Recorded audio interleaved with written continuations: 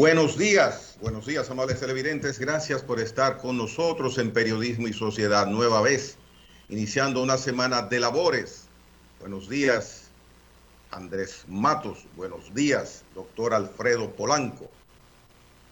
Bueno, muy buenos días, distinguidos, sobre todo a los amigos televidentes que fielmente nos siguen en el mundo a través de la plataforma del Canal del Sol y las redes de Facebook Live, Andrés Matos, de canaldelsol.com, en el canal 6 de Claro y de Altiz. Y a la hora que usted quiera, si usted se asocia a la campanita de Periodismo y Sociedad en TV, pues usted lo va a recibir inmediatamente que estemos transmitiendo este evento. Así que buenos días. Hoy tenemos al doctor, como todos los lunes, con un tema interesante, muy interesante, doctor, que es el que usted va a decir ahora. Bien, saludo, buenos días a todo nuestro público y a ustedes que yo estoy cada lunes trayendo un tema de medicina y de bastante interés. Y bueno, estuvimos revisando, nos encanta ver y conversar sobre los temas de las efemérides y se nos había pasado de que el pasado lunes, como cada segundo lunes de febrero, a partir del año 2015, se conmemora lo que es el Día Internacional de la Lucha contra la Epilepsia. Entonces, dije, bueno, nunca es tarde. Siempre que nosotros podamos discutir un tema, pues vamos a discutirlo y es bastante importante. O sea que vamos a hablar un poquito de lo que es la epilepsia. Daremos una introducción. Un tema que me agrada mucho. Bueno, sí. He compartido mucho con mucha gente de ese tema y como hay como un enigma y hay un desconocimiento de lo profundo o de los niveles, de los perfiles de esa condición, claro, en los seres humanos. Y yo digo que es una condición. Sí, así mismo es.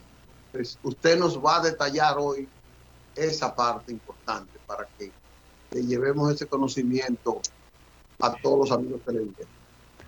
Pues bien, brevemente, la epilepsia se produce por un trastorno desordenado de las neuronas. Las neuronas son las células nerviosas y el sistema nervioso central, el cerebelo, es quien gobierna todo nuestro cuerpo, pues el motor del cuerpo es el corazón. El riñón es el encargado de limpiar de los tóxicos, pero quien gobierna cada actitud, cada actividad que nosotros realizamos es el cerebro. Hay unas células nerviosas que son las neuronas, que son las que actúan en coordinación una con otra, haciendo sinapsis coordinada. Sin embargo, cuando se produce una incoordinación en las neuronas, que son esas células nerviosas que están en nuestro cerebro, pues se van a presentar voltajes, es como si fuera una corriente, una electricidad. Se va a producir una incoordinación en las células nerviosas, lo cual se va a manifestar en el paciente como episodios de convulsiones, o sea, movimientos desordenados del paciente. El paciente cae, el paciente pierde el conocimiento, el paciente tiene estado de agitación, básicamente eso. En la mayoría de los casos el paciente presenta un aura. Un aura es como un aviso.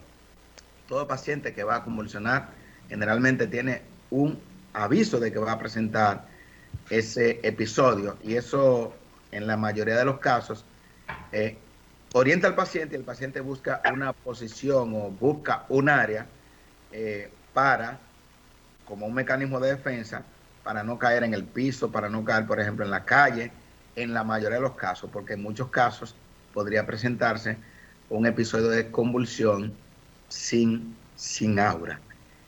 Como dice el dicho, en el caso de las convulsiones tiene muchos tabúes, pues es conocido desde la antigua, los griegos, por ejemplo, el Imperio Romano.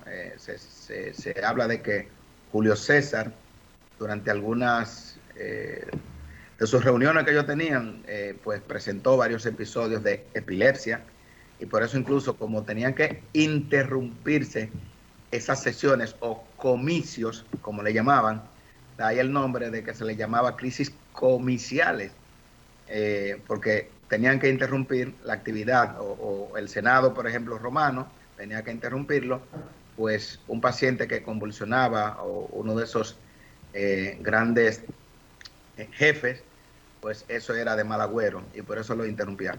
Ustedes ven, por ejemplo, en la Biblia, San Marcos, San Mateo, creo que San Lucas también, donde hablan que Jesucristo tuvo que curar a algunos pacientes que tenían convulsiones. O sea, hay muchas historias de lo que son las convulsiones o la epilepsia, de manera que anteriormente se creía que era una posesión por los demonios. De hecho, todavía en pleno siglo XXI, cuando un paciente cae por unas convulsiones, por un episodio de convulsiones, todavía hay lugares donde no se toca al paciente porque se cree que es algo mágico, que está endemoniado el paciente, y si usted lo toca, algunas creencias es que usted se le va a pegar, va a contraer ese mal.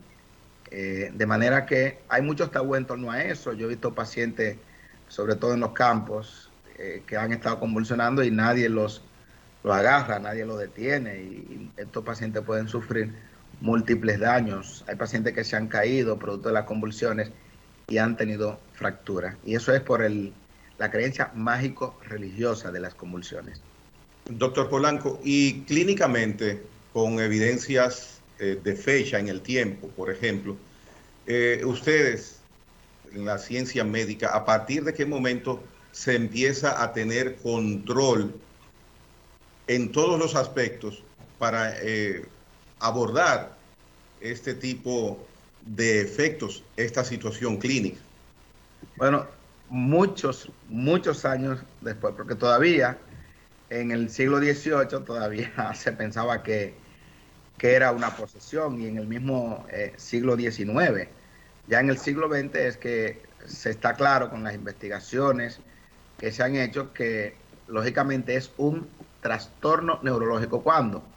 Cuando se ha visto que, por ejemplo, pacientes con tumores cerebrales se manifiestan con convulsiones, pacientes con enfermedad cerebrovascular, estoy mencionando las principales causas en pacientes mayores de 65 años, porque, por ejemplo, es el principal trastorno neurológico en los niños, el principal, óigase, pero en el adulto, después de la enfermedad cerebrovascular, es la segunda causa de consulta por el neurólogo. O sea, las convulsiones. ¿Por qué? Porque sabe que los pacientes con Parkinson, pacientes con tumores cerebrales, pacientes con enfermedad cerebrovascular, tanto isquémica como hemorrágica, las intoxicaciones te pueden dar algún tipo de convulsiones, que hay que saber diferenciar algo muy importante. No toda convulsión es epilepsia. Vamos a hablar de eso claramente. Por ejemplo... Perdón, doctor, un paréntesis ahí mismo para alimentarnos, por lo menos a lo que usted está diciendo. Sí. Esos trastornos neurológicos con los cuales usted identifica el origen de los casos epilépticos, ¿son autoinmunes o tienen alguna especificación en alguna zona o por alguna razón en el organismo humano? Bueno, ahora sí está difícil la situación. Estamos claros y estuvimos revisando que aproximadamente el 70% de los casos de epilepsia no se sabe la causa. Pero en los que se sabe la causa, se está bien claro que es secundario, por ejemplo, en pacientes más jóvenes, a trauma. Por ejemplo, tenemos en República Dominicana muchos pacientes que tienen trauma craneoencefálico, los motoristas sobre todo, los conductores de tránsito. Esos pacientes reciben un trauma en la cabeza, ese paciente dura en coma, qué sé yo, un día, una semana, pues ese paciente despierta, pero recibió un trauma importante en el cerebro, o sea, en el craneoencefálico. Pues de ahí en adelante, ya ese es un paciente que podría desencadenar episodios de convulsiones. ¿Cuál fue la causa ahí? El trauma. Convulsiones postraumática. Con respecto a los niños, por ejemplo, cuando ese niño, por ejemplo, tiene trauma que viene naciendo, trauma craneal, producto precisamente, y por eso era muy frecuente en niños anteriormente, antes de que se existiera la cesárea, por ejemplo, que el parto era muy forzoso, pues esos pacientes recibían trauma craneal, esos niños, y de ahí tenían ya las convulsiones. Y como le dije anteriormente, los pacientes con Alzheimer, los pacientes con enfermedad, con tumores, esos tumores van a desencadenar reacciones epileptógenas, van a tener neuronas que van a actuar de forma incoordinadas y van a desencadenar los episodios de convulsiones. Entonces, doctor, sí. Tengo una experiencia, por eso le dije que el tema me apasionaba y me apasiona, porque tuve que lidiar con una hermana que a los 7, 8, 10 años, pues era frecuente, todos los días, cada 3 días, ella caía en la calle y botaba y sababa, le decían era la gota. Sí, la gota. La gota. Sí. Yo quiero que después usted me diga por qué le dicen eso, pero lo que le quiero decir es lo siguiente. Eso me llevó a consultar, que encontré un amigo que me dijo, vete donde un neurólogo que te va a tratar eso. Y fui al laboratorio, un laboratorio, no voy a decir el nombre. El neurólogo de ese laboratorio me orientó y me dijo, las causas, por ejemplo, me dijo, mira, tu hermanita hoy es una brillante profesional del derecho, una ciudadana extraordinaria, y tu hermanita o sufrió en el vientre un golpe en la cabeza, o ella cuando estaba recién nacida sufrió algún trauma, o alguien en tu familia pudo haber tenido, la madre, algún golpe, porque me dijo, hay dos formas, o es un trauma que ha sufrido el paciente, o es congénito por algo que le ha llegado de la familia. No sé cuál la explicación. Por eso me llevó a mí y él me le puso un tratamiento. Y la hermana mía, después de los 12 años de edad, no volvió a convulsionar más nunca. Wow. O sea, y él hasta me regalaba el tratamiento. Sí. Le voy a decir el tratamiento porque yo ya me te llamaba luminal. Ay, mi madre. No lo conozco ese. Sí, Licho, doctor, una pregunta a Licho. Sí. ¿Ella continúa utilizando medicación? No, ya ella después de los 12, 14, 15 años, que ya no le daba, pues ya nosotros cortamos el tratamiento y todo. Ella fue a la escuela, se graduó hasta con honores y se hizo abogada, etcétera. Pero no le volvió a dar ni ha consumido más nunca. Tiene 2 brillantes hijos, más nunca ni sus hijos han mostrado eso. Entonces, por eso le digo, le decían la gota. Y usted dijo una cosa, doctor, que nadie le ponía la mano. Yo la levantaba, era mi hermana, pero decían que no le pusieran la mano, qué sé yo qué, en esa parte. Sin embargo, el médico me decía, no, tienen que levantarla y colocarla en un sitio donde no se pueda golpear, pues sobre todo la cabeza. Correcto. Algo importante de lo que dice Licho, miren, ustedes van a buscar la historia de la epilepsia, por ejemplo, cuando usted la busca, usted se encuentra con que era relacionada con problemas mágicos religiosos y se le llegó a llamar, aparte de crisis comicial, se le llegó a llamar crisis lunática, porque se atribuía a que después que la paciente le llegaba la primera menstruación, cuando era una dama, tenía tendencia a desaparecer. ¿Por qué? Porque hay problemas, y muy importante lo que dice Licho aquí. Miren qué cosa. El 30% de los pacientes que son epilépticos tienen un origen genético. Entonces, hay un porcentaje importante de esos pacientes epilépticos que dejan de tener epilepsia precisamente cuando llegan a la pubertad o a la adolescencia. O sea, que coincide con ese periodo de cuando a la muchacha o a la joven le llegó la primera menstruación. Por eso ustedes van a ver en algunos escritos, como se le llamaba también, algo como la luna, lunático, porque recuérdense que la menstruación cada 28 días, y por eso es que se le llama la luna.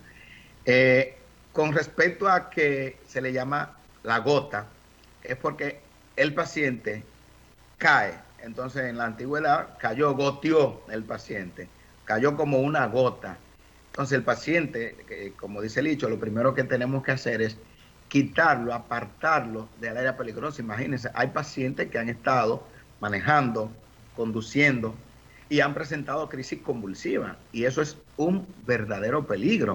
O sea, un paciente que no tiene un aura es el aviso que te va a decir que tú vas a convulsionar, porque hay pacientes que le da tiempo a estacionarse a un lado y pasan la crisis convulsiva y ya, porque la crisis convulsiva lo que duran son varios segundos o minutos. Ahora, hay pacientes que nosotros hemos visto que han durado bastante tiempo presentando las crisis convulsivas, y el familiar, cuando usted le pregunta, ¿y qué tiempo duró convulsionando? Dice el familiar, no, fueron 10 minutos. Mentira.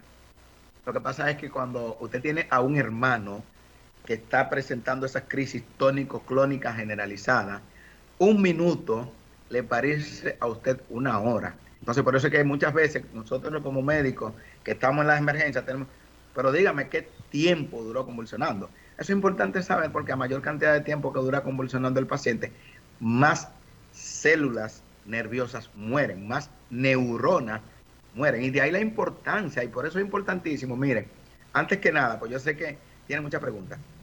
En el mundo existen aproximadamente 65 millones de personas con epilepsia. O sea, es mucho. Oigan las estadísticas. 1 de cada 100 habitantes de la Tierra, 1 de cada 100, como dicen, 10 de cada 1000 pacientes son epilépticos. Pero no se sabe. O sea, ¿por qué?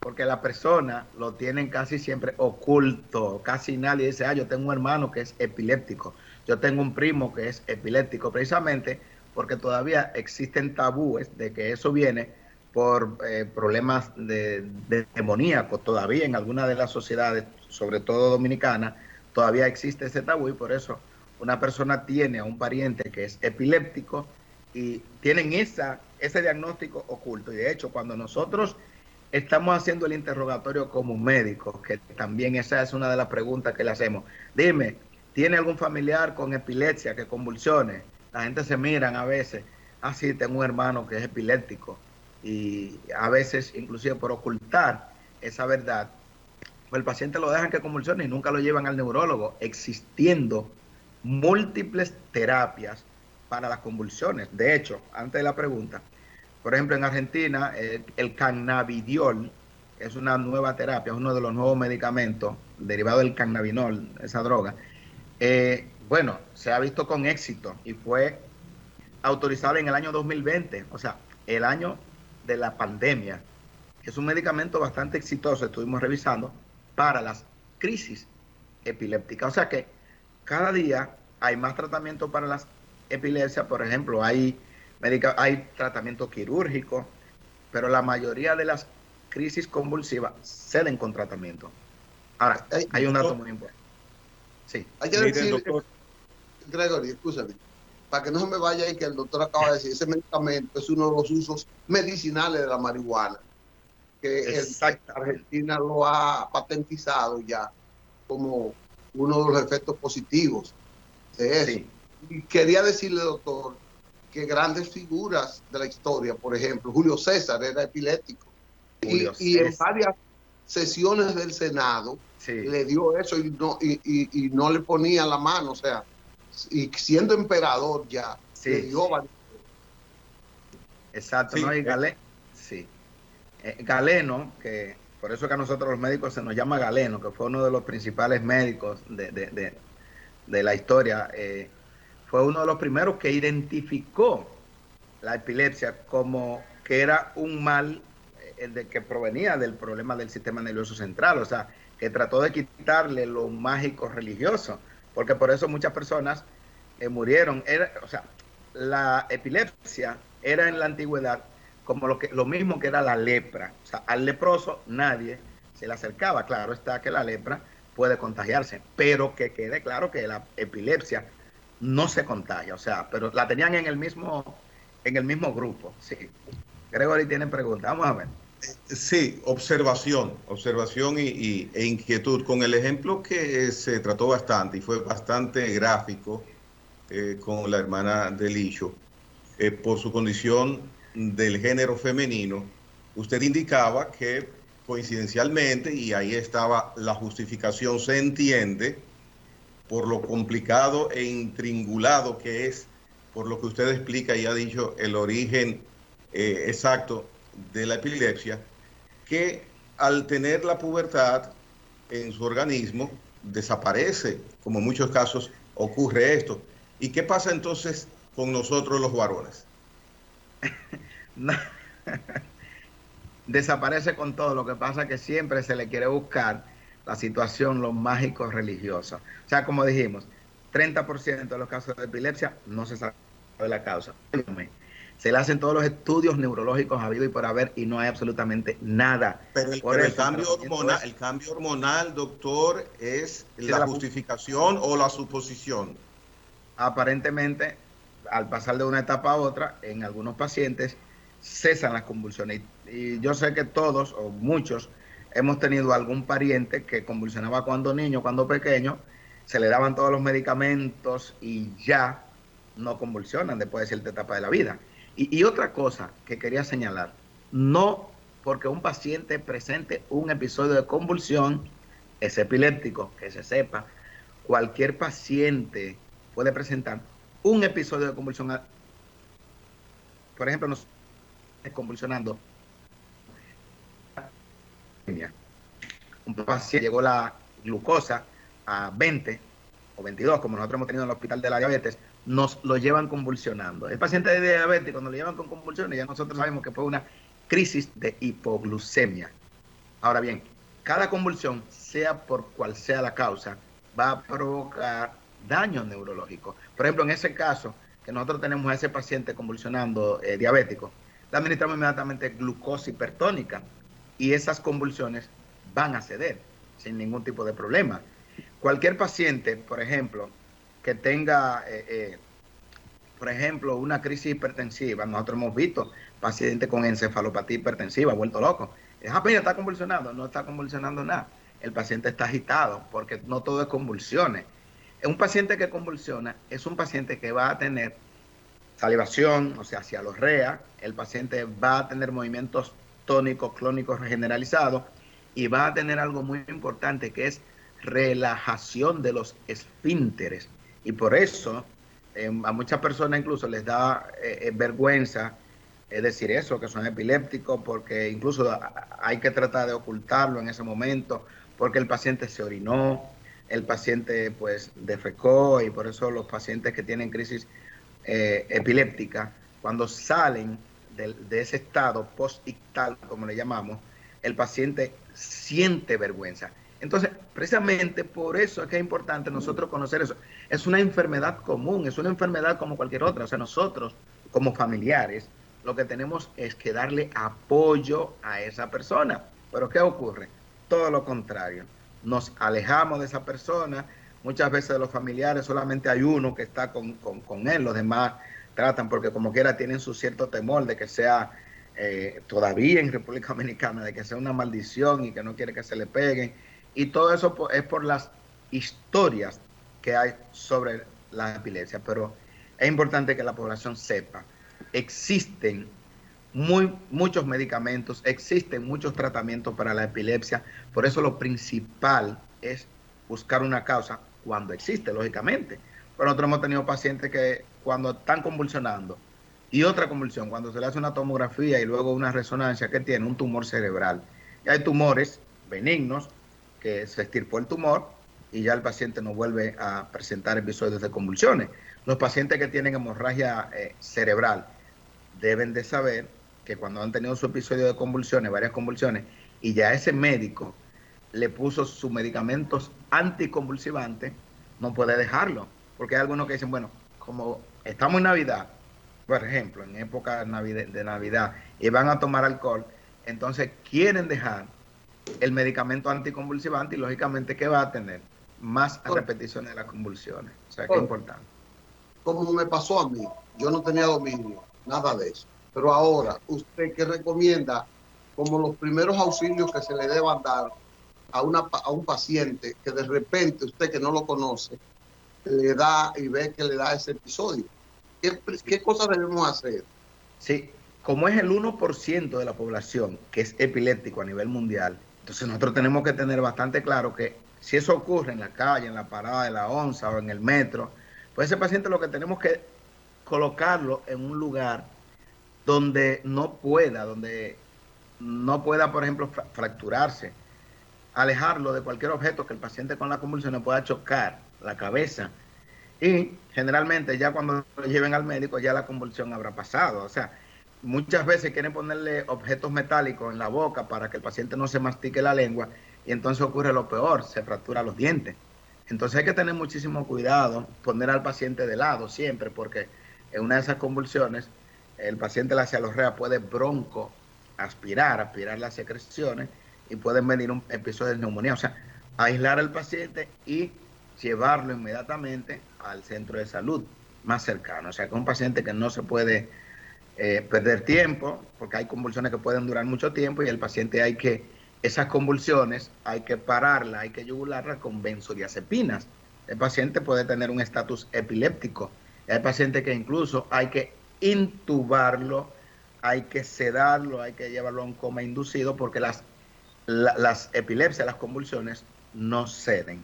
Entonces la benzodiazepina es bastante importante y generalmente el familiar del paciente que convulsiona, el padre, el hermano o el cuidador, porque hay muchos que no pueden incluso valerse, tiene todos los medicamentos a mano. Hay supositorios que no sé por qué aquí no llegan a República Dominicana, pero en España son bastante utilizados, los supositorios de diazepam, porque muchas veces un familiar anda con ellos, se lo introduce y actúa más rápido, incluso muchas veces más rápido que cualquier inyección. O sea que es importante. Yo quiero, doctor Polanco, hacerle dos preguntas. A una persona que aparezca su epilepsia, no importa la edad, en el tiempo está en situación normal, desaparece o en qué frecuencia tiene que seguir medicándose el paciente. Y lo segundo, normalmente, ¿a qué edad, en situaciones normales, sin traumas físicos, a qué edad aparece? Sí, generalmente o en la niñez y en pacientes mayores de 60 a 65 años. Esas son las dos etapas donde más aparece, o sea, como se le dice, edades extremas de la vida. Muy joven o un paciente ya de la tercera edad. Entonces, en esas edades que aparece con mayor frecuencia. Los medicamentos se le van dando al paciente y se le pueden ir reduciendo de manera paulatina en la medida en que ese paciente va disminuyendo los episodios de convulsiones. Porque si nosotros como médicos, por ejemplo, como dijimos, un porcentaje muy alto, hasta el 70% de los casos no se sabe la causa, entonces nosotros estamos medicando a un paciente, y nunca le vamos disminuyendo la dosis, pues nunca nosotros vamos a ver si ese paciente ya pues desaparecieron los episodios. Entonces hay que ir, por eso es importantísimo que sea un excelente neurólogo que esté manejando esto, porque ese neurólogo le va a ir disminuyendo la terapia, se la va disminuyendo, y de repente haya muchos pacientes que eran epilépticos, ya después de los 12, 13, 14 años, ya no han vuelto a convulsionar y tienen 10 años sin convulsionar. Entonces, y esa determinación de no epiléptico, esa condición, ¿se da por algún estudio clínico o una determinación del comportamiento del organismo, de acuerdo al médico? Es del comportamiento del organismo. El paciente ya no está convulsionando porque, por ejemplo, se le van a hacer las resonancias, se le van a hacer todos los estudios neurológicos del lugar y posiblemente no vamos a encontrar ninguna alteración en la mayoría de los casos. O sea que doctor, y cuando está presente, cuando sí, están presentes los episodios, aún sea esporádicos, sí aparece evidencia cuando se hacen estudios clínicos. Claro, cuando se hacen estudios clínicos, por eso ustedes van a ver que al paciente se le hace un electroencefalograma. O sea, esos son los estudios más importantes para un paciente epiléptico, un electroencefalograma. Eso, vamos a ver la determinación, hay unas ondas que los neurólogos saben perfectamente interpretar y que te va a decir lo que tiene ese paciente. Pero es importantísimo por eso también hacer la resonancia de cráneo al paciente. ¿Por qué? Porque podíamos encontrar aquí si hay algún tumor cerebral, si hay algún área de isquemia, si hay algún área de hemorragia que nosotros los médicos sabemos identificar. Y ya esos pacientes, por ejemplo, que tienen hemorragias grandes cerebral o trombosis cerebral grande, uno dice, mira, nosotros cuando lo vemos, dice, wow, ¿qué ACV isquémico tan grande? ¿Qué enfermedad isquémica? Ese paciente en algún momento va a convulsionar. ¿Por qué? Porque vemos el área de isquemia tan grande que ya eso se convierte en un área, como le decimos, epileptógena. O sea, desencadenar crisis de epilepsia. Entonces, Doctor, esos pacientes, sí. La experiencia que tengo es que las epilepsias son episódicas, o sea, sí. y pueden desaparecer momentáneamente, aunque vuelva, o sea, son periódicas.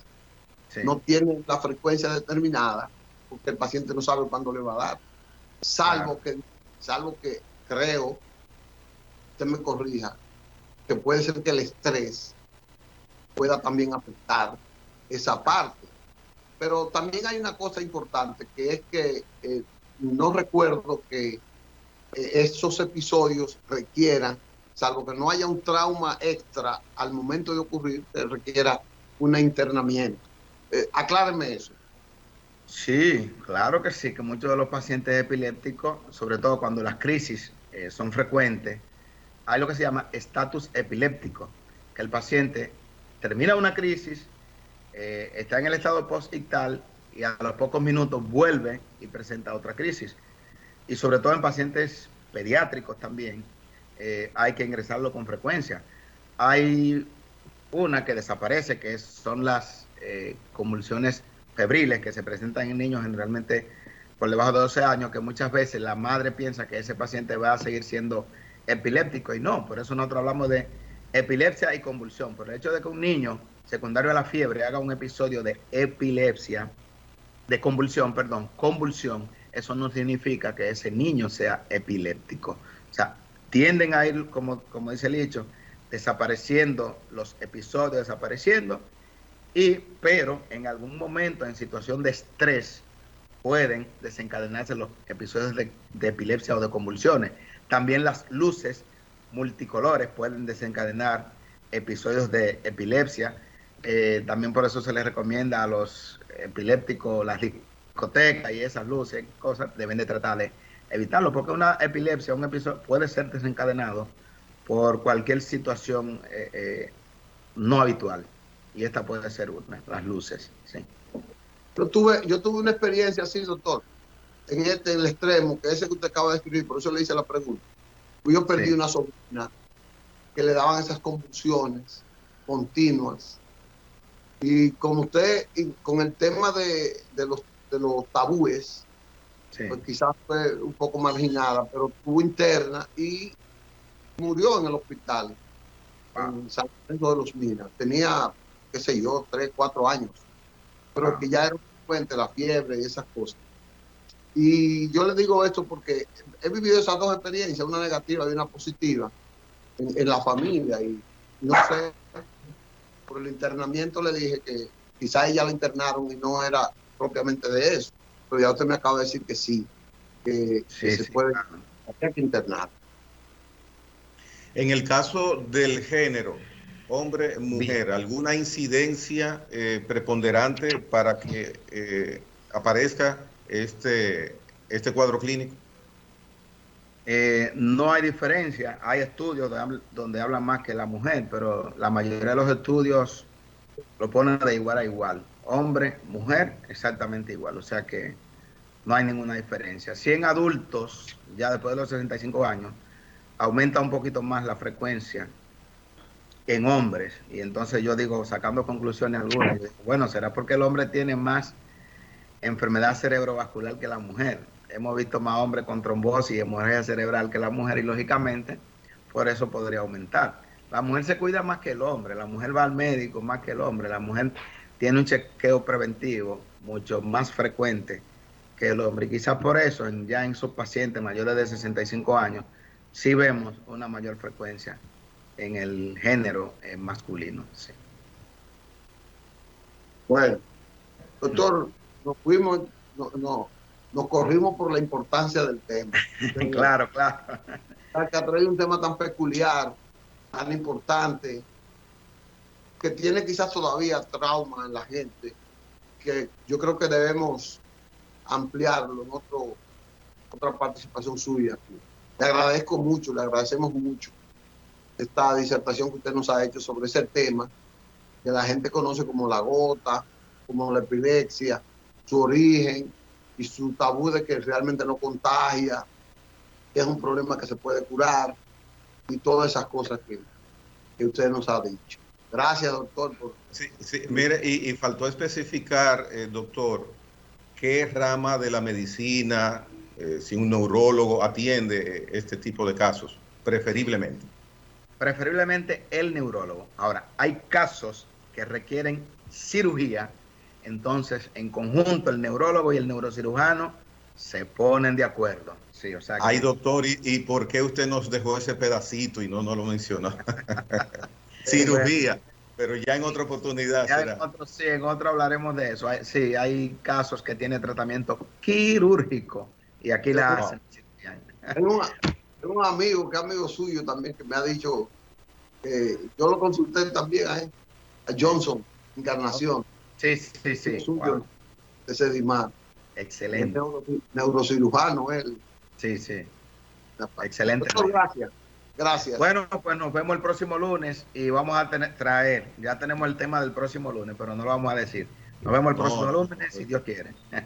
Bien, pues, gracias y nos vemos, doctor, que le vaya bien a los pacientes que se han perdido estos 10 minutos, que después van a ver el programa completo. Bueno, yo tuve que estar en la clínica a las 5 de la mañana, hoy tempranito, me llamaron para una emergencia.